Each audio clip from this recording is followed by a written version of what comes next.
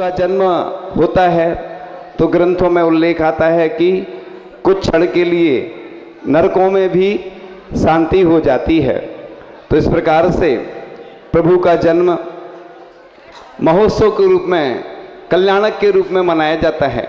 सामान्य व्यक्ति का जन्मदिन कुछ लोग ही मिलकर मनाते हैं, लेकिन भगवान का जन्म महोत्सव, जन्म कल्याणक महोत्सव पूरी दुनिया मनाती है।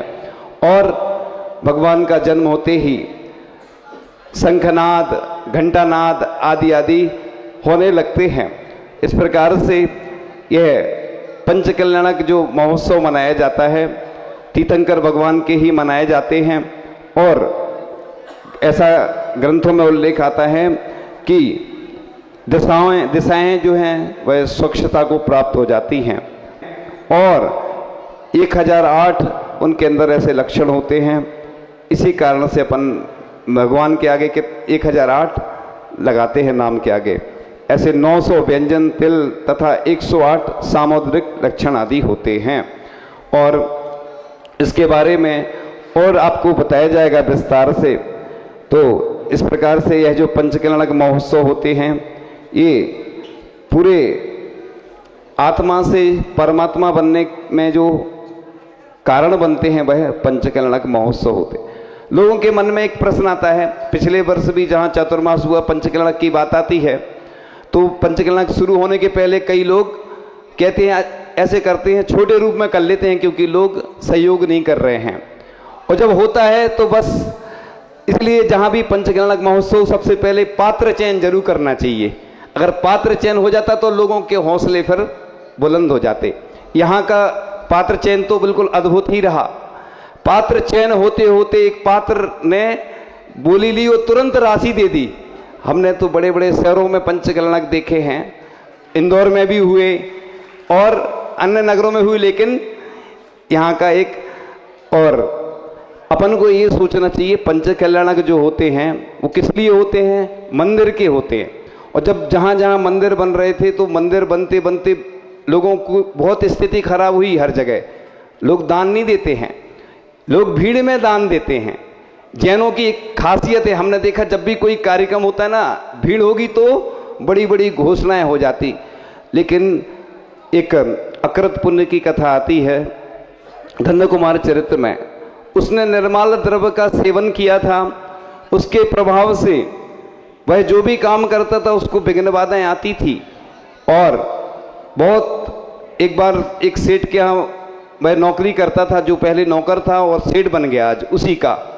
और उसने एक पोटली दे दी चने की। तो पहले तो उसने स्वर्ण आभूषण दिए तो वो अंगारे बन गए।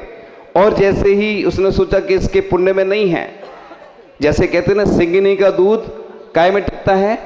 स्वर्ण के पात्र में टिकता है। ऐसे ही पुण्य के बिना धन नहीं रुकता है। लोग सोचते हैं मैं दिन भर कमाता रहूं, तुम तो 24 घंटे दुकान खोलते रहो, तो कुछ होने वाला नहीं है।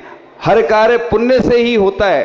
तो इस प्रकार से वह अकृत पुण्य जो था उसकी जैसे ही चने की पोटली दी जाती उसमें छिद्र हो जाते और चने गिर जाते। अब लोग कहते हैं हमारे जीवन में बहुत सारी विघ्न बाधाएं आ रही हैं। क्यों आती हैं? क्योंकि आपने निर्मल द्रव्य का सेवन किया। ऐसा लिखा है कि 60,000 वर्ष तक मनुष्य के मल में कीड़ा बनता है व्यक्ति जो निर्मल द्रव्य का सेवन करता है। और कुष्ठ रोग, कैंसर, टीबी आदि आदि रोग होते। लेकिन ऐसा नहीं समझना जिनको ये रोग हो रहे हैं उन्होंने निर्मल द्रव्य का सेवन किया। लेकिन निर्मल द्रव्य का सेवन जो करता है, इसलिए कई लोग पंचकल्याणक में बड़ी बड़ी बोली ले लेते हैं, कहते हैं देना थोड़ी है, बढ़िया हाथी पे बैठ जाओ, अच्छे से आनंद ले लो, देना तो है ही नहीं। लेकिन एक व्यक्ति ने एक स्थान पर पंचकल्याणक में कुछ गड़बड़ी कर दी हिसाब किताब में, राशि में, उसको कुष्ठ रोग हो गया।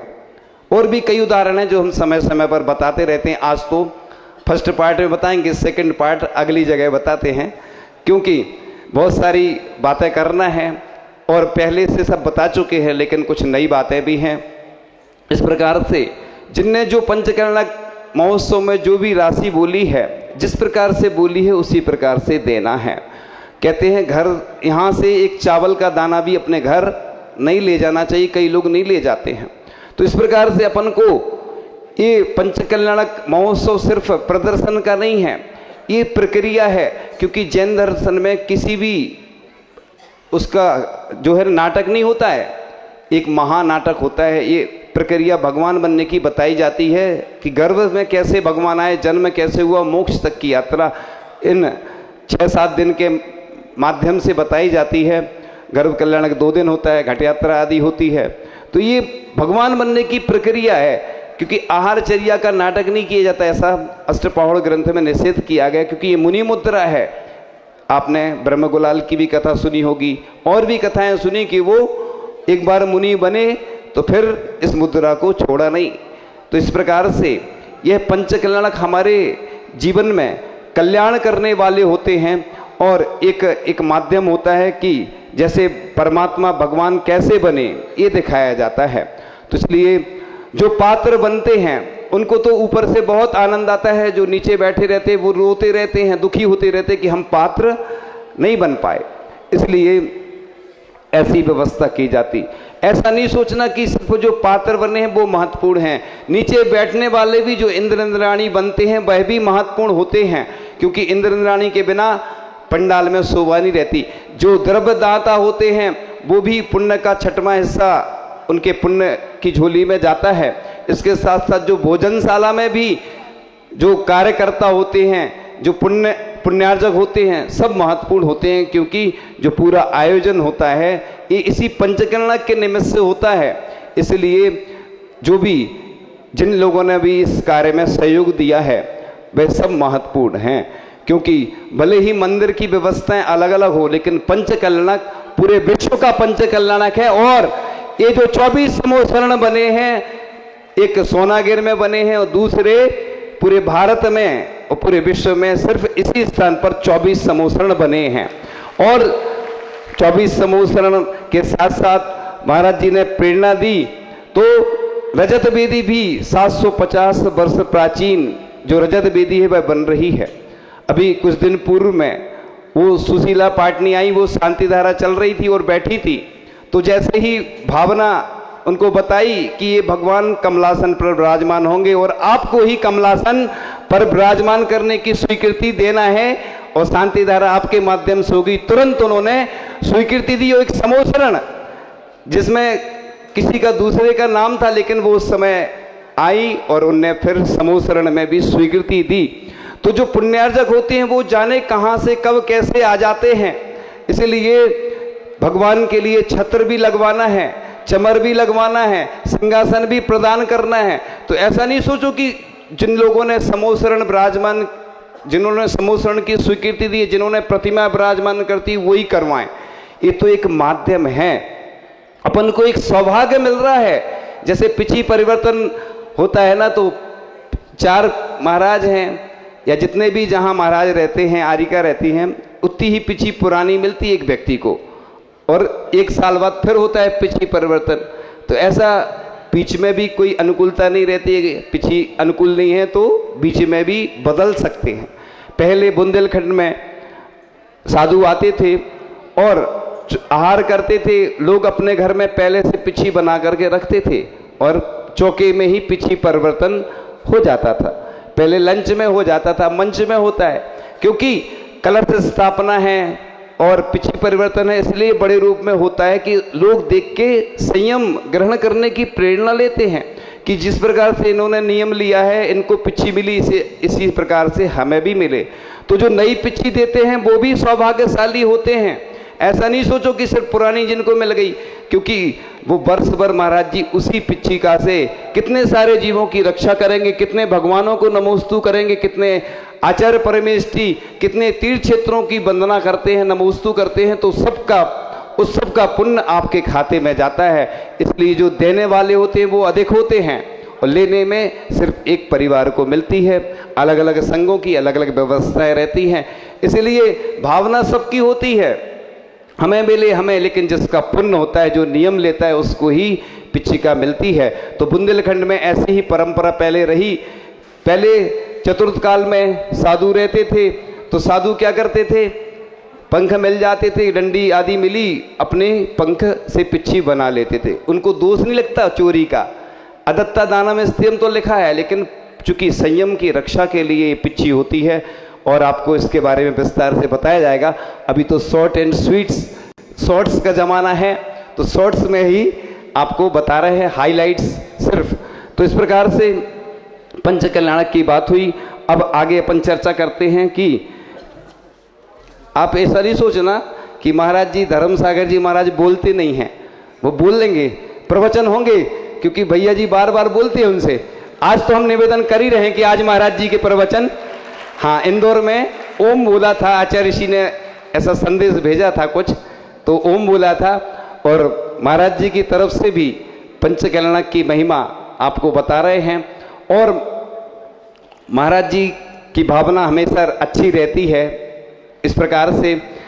और अगली कड़ी में चंद्रगिरी में 6 फरवरी 1 से 6 फरवरी तक एक विधान होना है, सिद्ध चक्र विधान।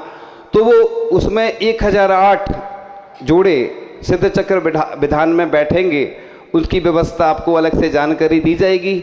और आचार्य श्री के चरण भी 108 बनकर आ रहे हैं, जो अलग अलग स्थानों पर या जैसी जो व्यवस्था होगी स्थापित होंगे। वैसे तो मैंने कई बार बता चुका हूँ, फिर से इसलिए बताना आवश्यक होता है कि जानकारी नहीं कि कहीं पर स्वर्ण चरण स्थापित होंगे, कहीं पर रजत होंगे, कहीं पर पाषाण के होंगे।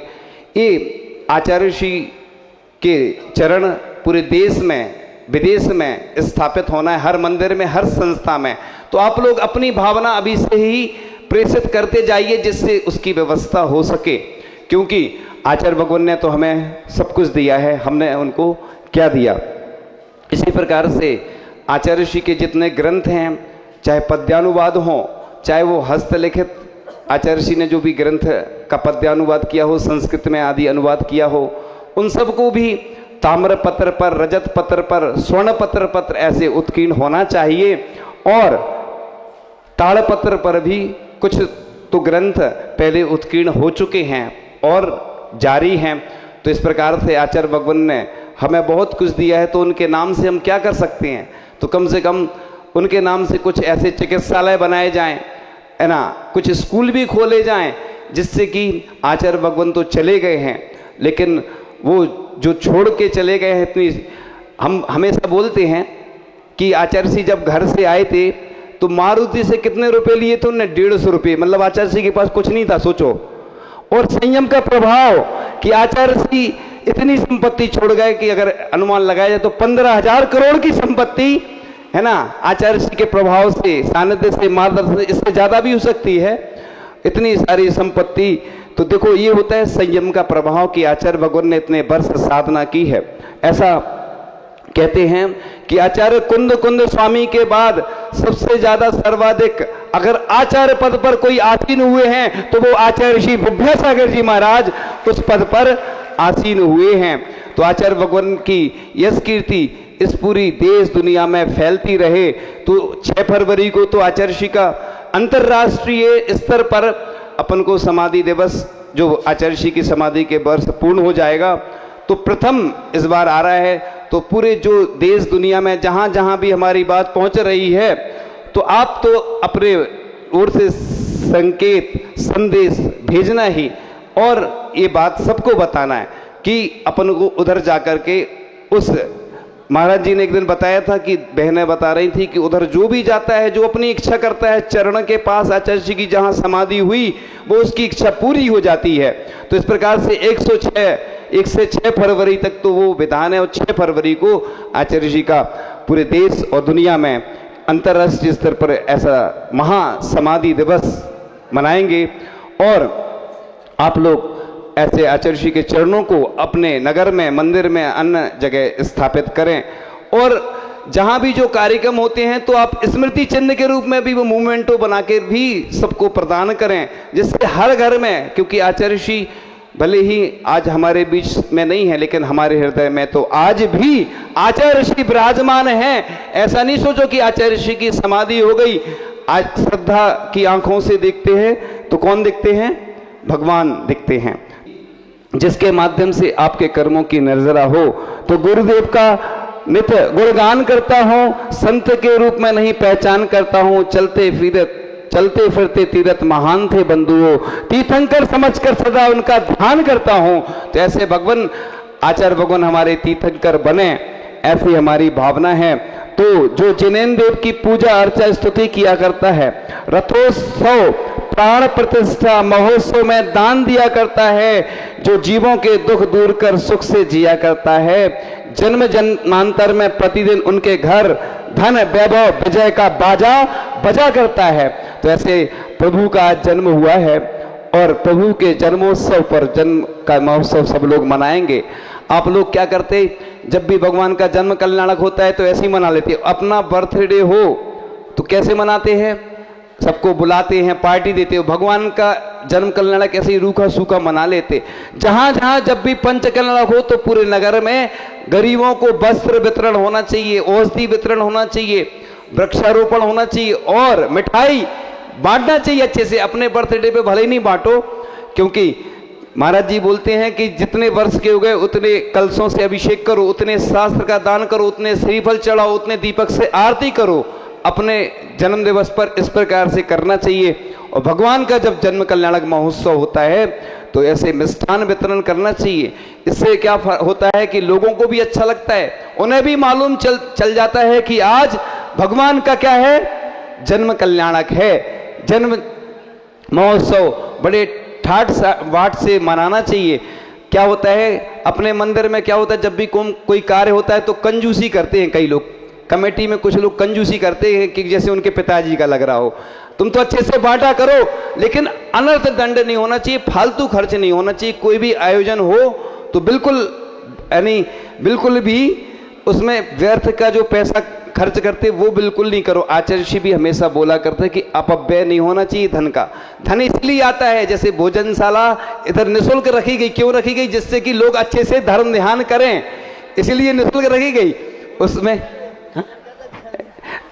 लेकिन लोग कुछ लोग भोजन ही भोजन कर रहे हैं, इधर आते ही नहीं है।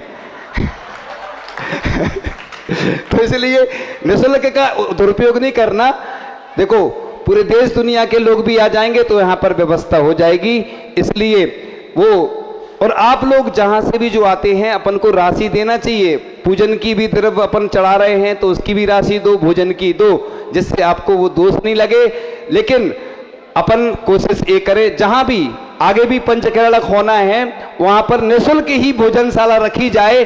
पुण्यजक हर व्यक्ति बने, पूरे समाज के लोग बने, बाहर के लोग बने, इन्हीं भावनाओं के साथ कि आगे आपका अच्छे से निर्विघ्न पंचकल्याणक संपन्न हो।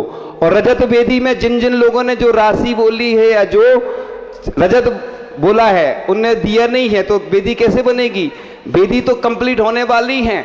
एक भव्य 750 वर्ष प्राचीन जब पार्श्वनाथ भगवान रजत वेदी पर बैठेंगे, विराजमान होंगे, तो एक अद्भुत महिमा होगी। पूरे देश दुनिया से लोग आएंगे, दर्शन करेंगे। यहाँ के जो इस नगरी का नाम क्षेमोल्लास नगरी है, प्राचीन नाम शास्त्रों में मिलता है, इसलिए आपके नगर में क्षेमोल्लास आए, सभी लोगों की विघ्न बाधाएं दूर हों। इन्हीं भावनाओं के साथ परम पूज्याचार्य भगवान गुरुदेव श्री ईश्वर विद्यासागर जी महामुनि राज्य की